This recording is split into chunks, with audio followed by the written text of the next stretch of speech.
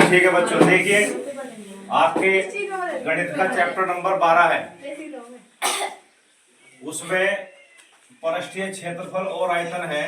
तो ऐसी समस्त ज्यामितीय आकृतियां हैं जैसे घन, घनाभ, शंकु, बेलन, गोला और अर्धगोला, इनके हमें क्षेत्रफल और आयतन ज्ञात करने हैं। तो सबसे पहले देखिए घन।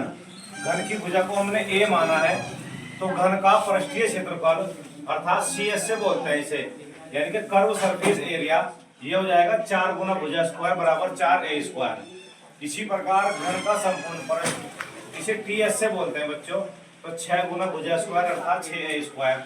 अगर हम घन के आयतन की बात करें तो घन का आयतन हो जाएगा बच्चों भुजा की घात 3।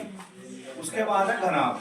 घनाभ एक किताब के आकार की ईंट के आकार की आकृति होती है, तो उसमें लंबाई L होती है, चौड़ाई B होती है, ऊंचाई इसमें H होती है। तो इसका पृष्ठीय क्षेत्रफल 2HL प्लस B होता है। संपूर्ण पृष्ठ इसका LB plus BH plus HL और ब्रैकेट के बाहर 2 होता है। अगर हम इसके आयतन की बात करें तो लंबाई गुना चौड़ाई गुना ऊंचाई इसका आयतन होता है। अब है शंकु। ये शंकु इस प्रकार की आकृति होती है, इसमें त्रिज्या होती है, ये ऊंचाई होती है, ये तिरछी ऊंचाई होती है। तो शंकु का पृष्ठीय क्षेत्रफल πRL और कुल पृष्ठीय क्षेत्रफल होता है बच्चों πR × L प्लस R, और इसका आयतन होता है 1/3 πR स्क्वायर, जहां L का मान हम इस प्रकार निकाल सकते हैं।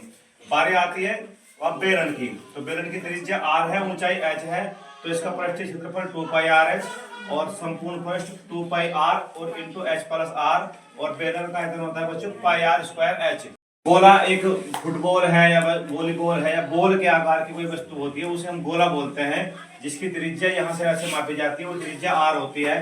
तो गोले का पृष्ठीय क्षेत्रफल 4πR स्क्वायर, और गोला सब तरह के चारों तरफ से एक जैसा होता है, तो इसका संपूर्ण पृष्ठ भी यही होता है, सेम। इसी प्रकार गोले का आयतन होता है बच्चों 4/3 πR स्क्वायर, 4/3 πR की घन। और अब बारी आती है अर्धगोले की। तो अर्धगोले का जो पृष्ठीय क्षेत्रफल होता है वो होता है 2πR, लेकिन अगर हम संपूर्ण की बात करें तो इसमें ये वर्ग का जुड़ जाता है, इसलिए ये होता है 3πR स्क्वायर, और अर्धगोले का आयतन होता है 2/3 πR की क्यूब।